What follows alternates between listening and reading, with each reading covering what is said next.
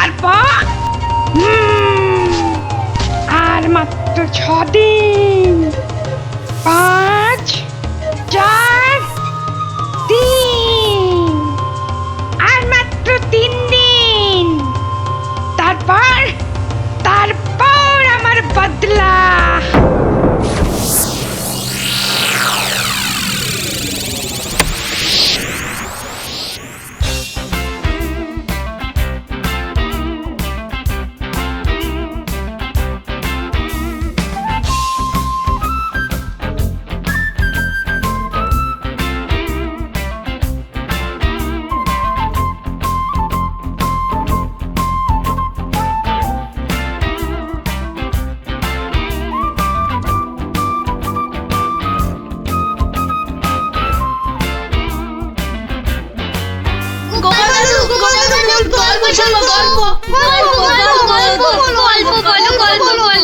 গল্প?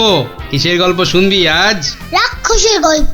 বাবারে, একেবারে রাক্ষসের গল্প? হ্যাঁ, না না গোপাল দাদু, রাক্ষস পুরনো হয়ে গেছে।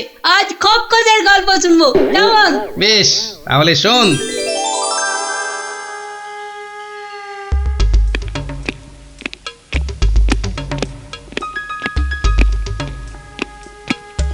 মহারাজকে কেমন যেন লাগছে মনে হচ্ছে। উনি যেন কেমন আদিম যুগের লোকেদের মতো ঝুঁকে ঝুঁকে চলছেন।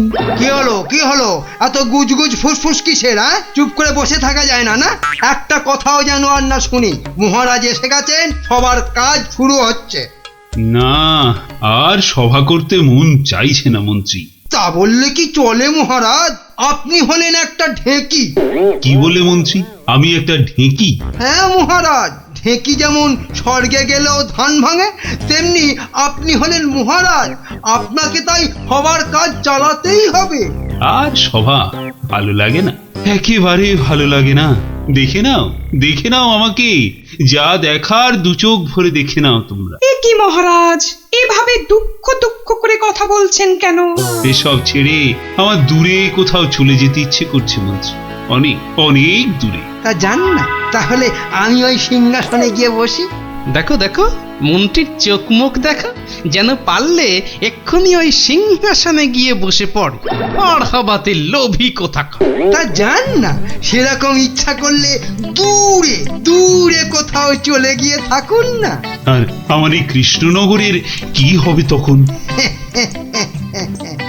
আমি রয়েছি কি করতে মহারাজ? আপনার খালি সিংহাসনে আপনার পায়ের হাওয়াই চপ্পল রেখে আমি না হয় রাজ্য চালাবো। ব্যাস, তাহলেই হয়েছে। বেটার ছেলে মন্ত্রী একবারও জিজ্ঞাসা করছে না মহারাজের এরকম ভাবার কারণটা কি। আর শুধু ধান্দা করছে মহারাজ চলে গেলে কখনোই সিংহাসনে গিয়ে বসবে। রাজকবি, আপনি তাহলে জিজ্ঞাসা করুন। আমার কি মাথা খারাপ হইয়াছে নাকি পেট খারাপ যে আমি মহারাজকে তার মনোব্যথার কারণ শুধাইব? এই কাজ আমারও সাহসে কুলোবে না। তাহলে আর কি, আমরা বসে বসে দেখি মহারাজ চলে যাক, আর বেটা মন্ত্রী খালি সিংহাসনে বসে কিভাবে তার মন্ত্রিত্ব ফলায়। কেন, আমাদের কি খারাপ কপাল আছে? তো ওই যে আমাদেরই গোপাল। হ্যাঁ গোপাল, তুমি একমাত্র মহারাজকে জিজ্ঞাসা করতে পারো। আবার বড্ড বেশি কথা হচ্ছে। এবার কথা বললে কিন্তু সভাতে কান ধরে নীল ডাউন করে দাঁড় করিয়ে রাখবো। দেখছি আমি কি করা যায়।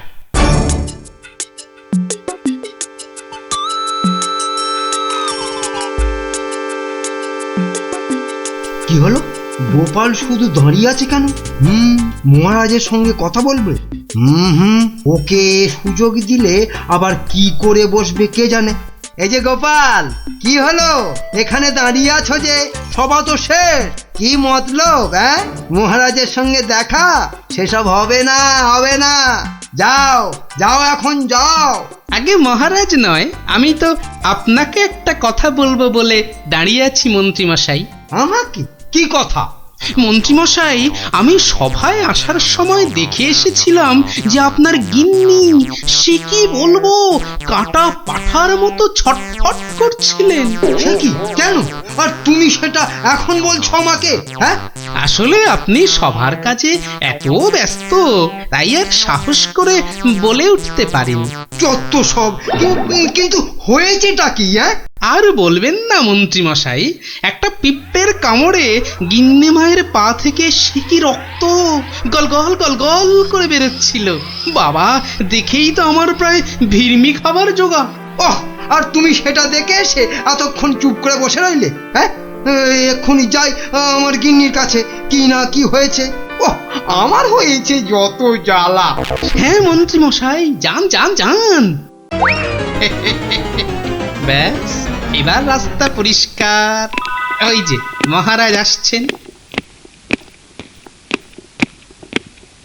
মহারাজ। এ কি, তুমি এখনো বাড়ি যাওনি? না মানে যেতে পারিনি আর কি। কেন গোপাল, কি হয়েছে? আসলে মহারাজ, সবার সবাইয়ের খুব মন খারাপ। মানে আপনাকে এরকম মনমরা দেখে আমাদের কারোরই মন ভালো নেই মহারাজ। আসলে তোমরা আমাকে খুব ভালোবাসো তো, তাই। কিন্তু মহারাজ, আপনার এরকম অবস্থা হয়েছে কেন মহারাজ? আমাকে বলুন। শুনবে? শোনো তাহলে। বছরখানেক আগের কথা, জঙ্গল থেকে শিকার করে ফিরছিলাম। বিকেল হয়ে গেছে, তাই ভাবছিলাম কৃষ্ণনগরে ঢোকার আগে একটু জিরিয়ে নি। তাই জঙ্গলের বাইরে বসে একটু জাম খাচ্ছিলাম। তো তখন জামগুলো খেতে দারুণ মিষ্টি তো। আসলে জঙ্গলের জাম তো।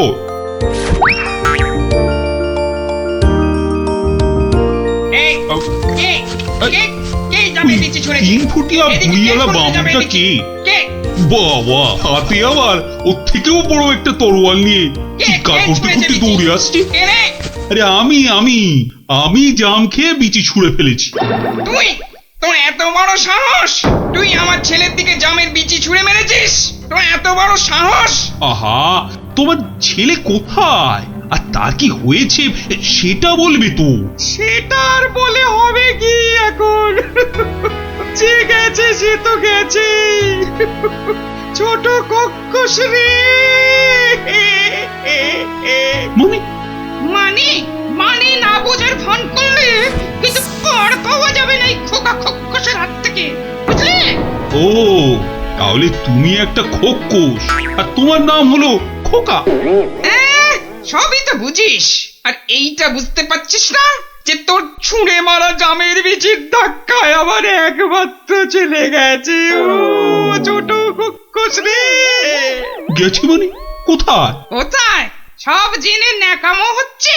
কোথায় আর যাবে? পটল ডাঙায়। ও, মানে মারা গেছে? এতক্ষণে মাথায় ঢুকেছে। কিন্তু কি বলছো কি তুমি? তোর যদি বিশ্বাস না হয় তাহলে চল, নিজের চোখে দেখবি। চল বেটা। না না, থাক, তার আর দরকার নেই। এবার বলো কিভাবে আমাকে প্রতিদান দিতে হবে? সব প্রতিদান এসব মুখে সাজানো বলি, বুঝলি? আমি আমার ছেলের মৃত্যুর প্রতিশোধ চাই। প্রতিশোধ! থাক, তোমার ওই 3 ফুটের চেহারায় আর 5 ফুটের তরোয়াল নাচাতে হবে না, মাথা ঘুরেই পড়ে যাবে। আমি প্রতিশোধ চাই। খুন কা পাতলা খুন। ও ঠিক আছে, আমাকে তাহলে 1 বছরের সময় দাও, তারপর আমি নিজেই আসবো তোমার কাছে। তখন তোমার যা ইচ্ছে আমাকে নিয়ে করো, কেমন? তো সেই 1 বছর শেষ হচ্ছে সামনের সোমবার, তাই আমার মন খুব খুব খারাপ গোপাল। মহারাজ, আপনি ওই খক্কসকে তো এক ফুঁতেই উড়িয়ে দিতে পারতেন মহারাজ। না গোপাল, আমি হলাম মহারাজ, আর রাজ্যের সবার ভালো মন্দ দেখার দায়িত্ব আমারই। আমি ও কাজ করতে পারি না। তাহলে মহারাজ, আপনি খক্কসের কাছে যাবার সময় আমাকে সঙ্গে নিয়ে যাবেন। না, আমার দোষের শাস্তি তুমি বা পাবে কেন গোপাল?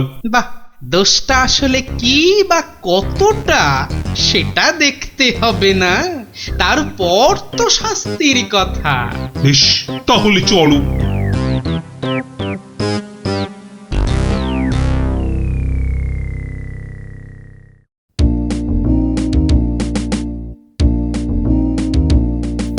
মন্ত্রী, কাল আমি ভাবছি ওই কৃষ্ণনগরের বাইরে বেরোবো।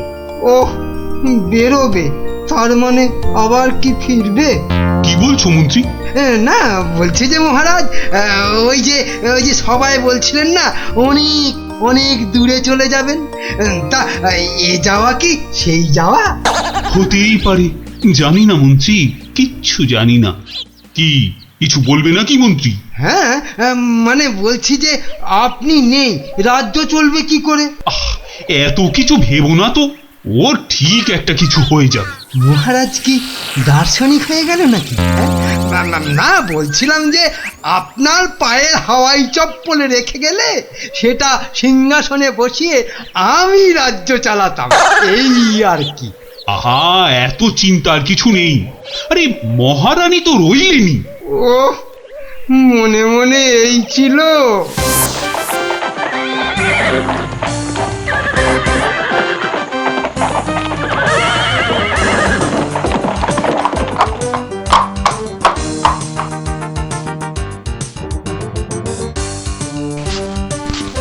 কই কই, কোথায় তুমি? কোথায় তুমি খোকা খোকস? খোকা,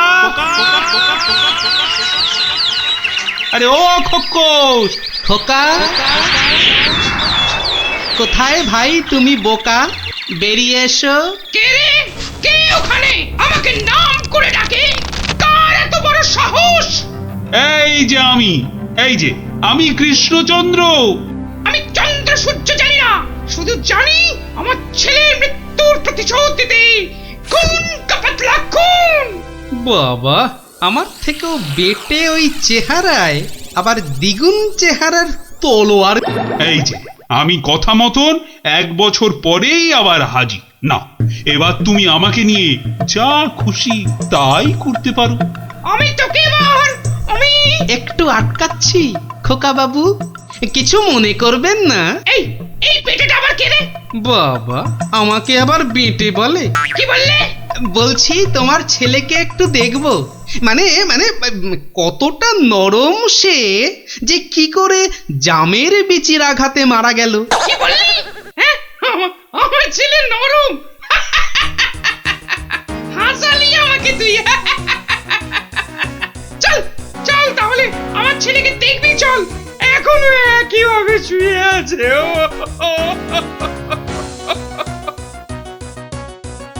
আমার ছেলে পাহাড়ের মতন ইয়া লম্বা, আর নদীর মতন এই চওড়া, তেমনি শক্তিশালী।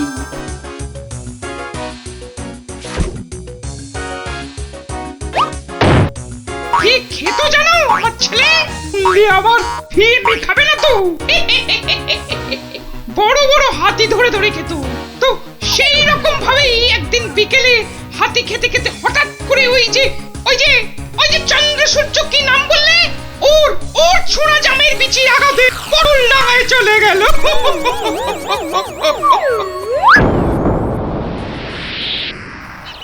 বাবা, তোমার এই বিশাল দৈত্যের মতো ছেলে একটা জামের বিচির আঘাতে মারা গেল?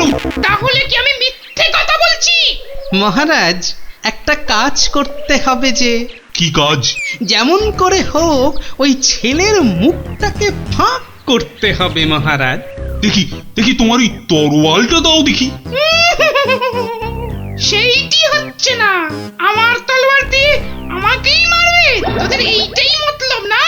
আরে কোনো মতলব টাতলব নেই হে, দাও তো। মহারাজ ধরুন তো, আমি ধরছি পেছন থেকে। এবার গোপাল ছেলেটার মুখটা ফাঁক করে দেওয়া যাবে, কিন্তু আমার মাথায় তো কিছুই ঢুকছে না।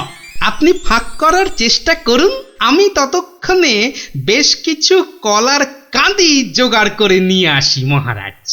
এটা কি হচ্ছেটা কি? বলি, এটা কি হচ্ছে? এই তো। কি করছোটা কি তোমরা? তোমার ছেলের জ্ঞান ফেরানোর চেষ্টা হচ্ছে ভাই খোকস। বলো কি গোপাল? আমার ছেলে তাহলে পটল ডাঙায় যায়নি? কি বলছো কি তোমরা? মনে তো হয় না মহারাজ। সরে আসুন, যখন তখন হাতি বেরোতে পারে। যা ভেবেছি ঠিক তাই হয়েছে। ওরে বাবা, এই যে গোটা একটা হাতি বেরিয়ে এলো গোপাল। এই যে খোকা খোকস, জামের বিচির আঘাতে কিচ্ছু ঘটেনি। গোটা হাতি খেতে খেতে একটা হাতি গলায় আটকে গিয়ে ছেলের দম বন্ধ হয়ে গেছিল। বাঁচালে গোপাল, বাঁচালে। মরার পর অন্তত কাউকে মেরে ফেলার জন্য আমাকে নরকে যেতে হবে না। হ্যাঁ, কি আনন্দ, কি আনন্দ! আমার ছেলে বেঁচে উঠেছে, শুনছো তোমরা? কি মজা, কি মজা! আমার ছেলে বেঁচে উঠেছে। আরে কি মজা, কি মজা! শুনছো সবাই? আমার ছেলে বেঁচে উঠেছে। কি মজা, কি মজা! আমি আর আমার ছেলে মিলে খাবো হাতি ভাজা, হাতি ভাজা। কি মজা, কি মজা! চলো চলো গোপাল, সবাই ফিরে তো আবার তোমার পুরস্কারের ব্যবস্থা করতে হবে। পুরস্কার? এসব আবার কেন মহারাজ? বাহ, তুমি আমার জীবন রক্ষা করলে, আমার গিন্নিকে বিধবা হওয়া থেকে বাঁচালে, আর আমি তোমাকে পুরস্কৃত করব না, তা কি কখনো হয়? মহারাজের জয় হোক, জয় হোক মহারাজের। দারুণ দারুণ। ওহ, একটা জ্যান্ত গোটা হাতি গলার কাছে আটকে ছিল বাবা। দেখলি তো, রাক্ষসের গল্প না শুনে খোকসের গল্প শুনে কি দারুণ মজা হলো। আবার আরম্ভ করলি তো? এই না না না, কোনো ঝগড়া নয়, কোনো ঝগড়া নয়। গল্প শেষ, এবার যে যার মতন সোজা বাড়ি। চল চল। কাল কিন্তু আবার এই সময় এই জায়গায় দেখা হবে তো? তা আবার হবে না। পড়া ভুলতে পারি, কিন্তু ওই বিকেল বেলা গল্প শোনার কথা কিছুতেই ভুলবো না। বেশ বলেছিস, হ্যাঁ।